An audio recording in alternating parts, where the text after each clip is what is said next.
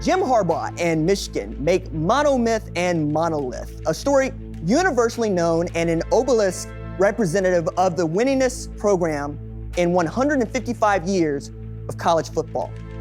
And it had underperformed for most of the 2010s.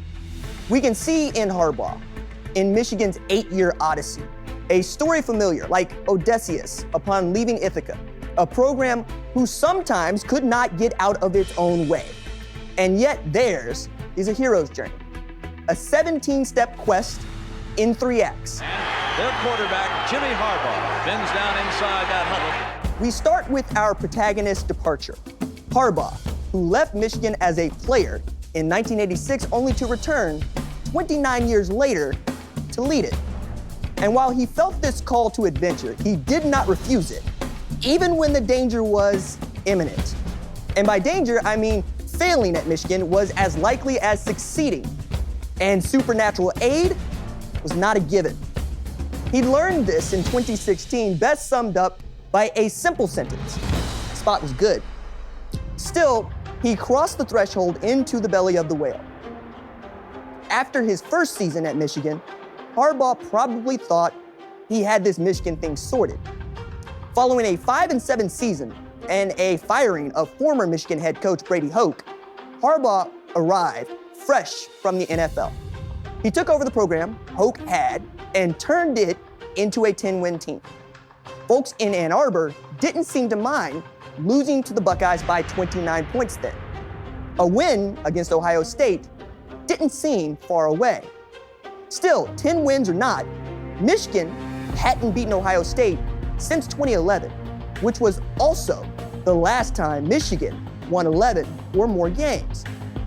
Hail to the victors being sung after the Wolverines beat their most hated rival in one of the most important rivalry games in the sport felt within reach. Until it wasn't, that is. Thus began their initiation and the road of trials. In 2016, Michigan won 10 games again, lost to Ohio State again. Never mind, said the Michigan men. After losing 30-27, was the spot good, really? And the Buckeyes win it in overtime. We're this close to busting the Bucknuts again. Well, no, actually, they weren't. In 2017, regression began and depression followed with an 11-point loss to Ohio State. In 2018, the Wolverines were 9-1 and were the number 4 team in the country. Touchdown, Wolverines! Who was Ohio State in 18, but a team that got trucked by an unranked train 49-7 at West Lafayette. So imagine their surprise when they came to and saw 62-39 etched on the shovel, still tossing dirt into the grave, marked that Team Up North's 2018 CFP hopes. By 2019, the conversation around Ann Arbor was built around not winning 9 games, but getting tomahawked 56-27 by the Buckeyes at home. Michigan had lost its last 5 straight to Ohio State by an average of 19 points. And Harbaugh was handling it as only he could. I mean, I'll answer your questions, not your insults, so. That wasn't an insult. I mean, you give them 118 points in 2 years. They played really good. They played 1,100 yards. That's why I'm asking, what's the biggest difference in the gap between you guys? They played better today. In the 2020 Citrus Bowl, the Wolverines saw just how far away they were from winning the national title when the core of what became 2020 national champion Crimson Tide took that Michigan team to the woodshed 35-16. 2020, mostly ruined by COVID, threatened to be the last season that Harbaugh would coach at Michigan. In August 2020, reports surfaced that while some leagues were figuring out how to play amid the pandemic and the Big Ten had canceled its season, good old-fashioned pettiness still ruled the day. In the middle of an August 7th conference call for coaches around rules for practicing, Harbaugh cut off Day and accused him of allowing his team to practice drills while the league had forbid such a thing, given the pandemic. Day was incensed. Day reportedly said, "Michigan better hope there's a mercy rule because we're going to hang 100 on them." Thing is, that team might have. Michigan had given up 118 points to Ohio State over their last two meetings. Heading into the week of the game, Michigan had just lost by 10 to an unranked Penn State. It barely squeaked out a 48-42 win against Rutgers and lost 3 of its first 4 games. This while Ohio State ran roughshod over the league with 5 straight wins in conference play, scoring at least 39 in every outing. But when Harbaugh announced his team wouldn't take the field against Ohio State because too many of his team tested positive for COVID-19, some Buckeye fans called foul. But the fact remains, Ohio State and Michigan didn't play, and that decision to follow health and safety protocol might have not only saved Harbaugh his job, but began the 3-year climb to the pinnacle of the sport. Had that game been played, the Harbaugh era probably ends with a 9-year losing streak to Ohio State. That Harbaugh barely survived 2020, not unlike most of us, is one thing. That he was forced to eat a contract that was beneath him to keep the job was another. After 6 seasons without a Big Ten crown, without a win against Ohio State, Harbaugh famously saw his base salary cut from $8 million to $4 million entering the 2021 season. Michigan began the 2021 season unranked, receiving fewer votes than Liberty. But that contract, that disrespect in the AP poll, led to the beginning of Jim Harbaugh's apotheosis, a transformation into not a good coach, but a Hall of Fame one, a man who would do anything to win. And Connor Stallions took anything to mean anything. In December 2021, at the Orange Bowl, Harbaugh sat next to Kirby Smart and said, "I would do this job for free.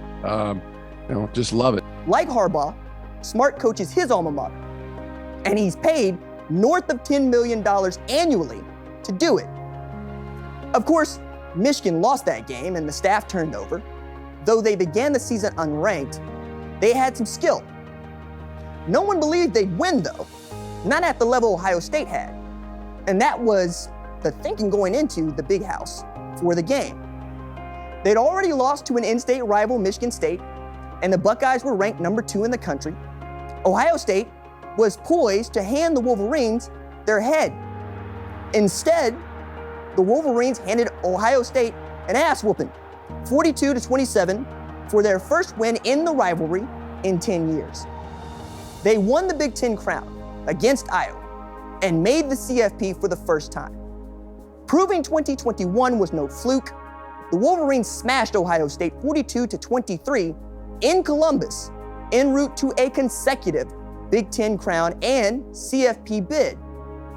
Michigan had built a program that could contend, one that got under the skin of many.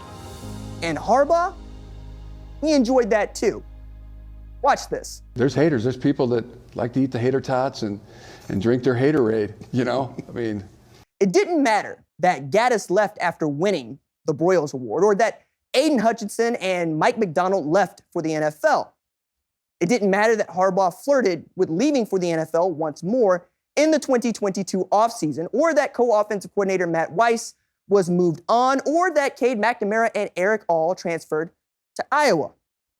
In 2023, it didn't matter that Harbaugh sat out the first 3 games of the season for allegedly lying to NCAA investigators about recruiting violations, or that he sat out 3 more in November for being head coach when Stallions had been caught electronically stealing signs over 2+ years.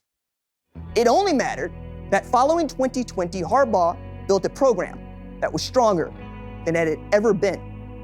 One that was so good, he quite literally didn't need to be on the sideline for it to win games.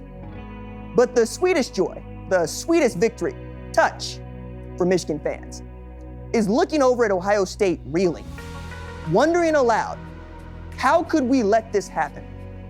How could we let Harbaugh and that team get the best of us coming out of the plague year with a win in the game to show for half a decade?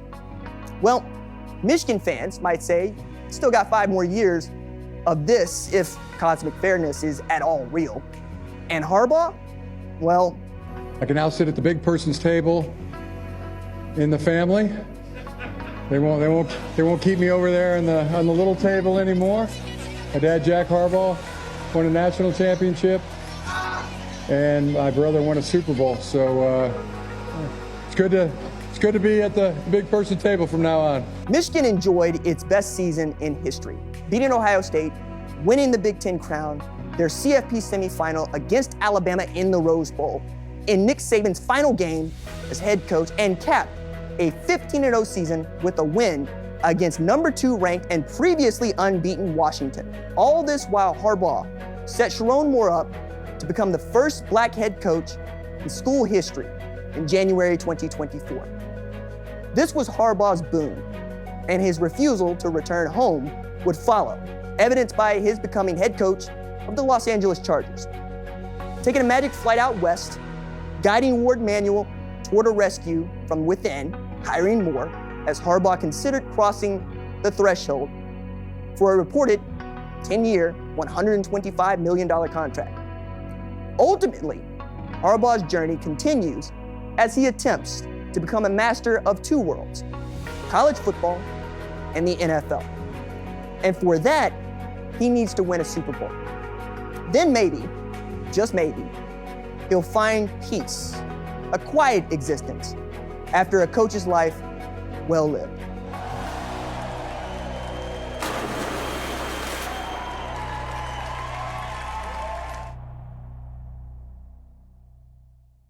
If you like what you've seen, consider subscribing to the #1 college football show on YouTube, the Fox Sports app, or wherever you get your podcast.